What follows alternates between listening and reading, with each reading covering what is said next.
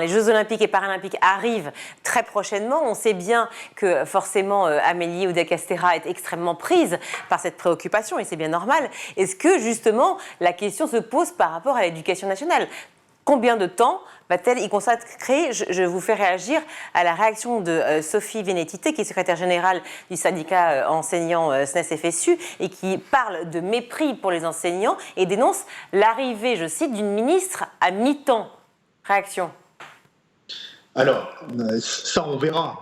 Moi, j'ai pas envie de faire de procès d'intention en avance, de savoir combien de temps elle consacrera à l'éducation nationale, au sport, aux Jeux Olympiques et Paralympiques. C'est une ministre qui était très investie dans ces dossiers à la tête du ministère des Sports, sauf que là, l'éducation nationale, on voit bien que des choses vont se télescoper et des sujets et des dossiers qui sont extrêmement importants. La formation des enseignants, l'attractivité, la préparation de la prochaine rentrée, la mise en œuvre du choc des savoirs. Et quelque part, moi, ce que j'ai envie de me poser comme question, c'est est-ce que cette fusion-absorption, quelque part, va être synonyme de plus d'activités physiques et sportives à l'école, et quels seront les leviers qui seront utilisés pour le faire. Parce que je vais vous prendre un exemple très récent.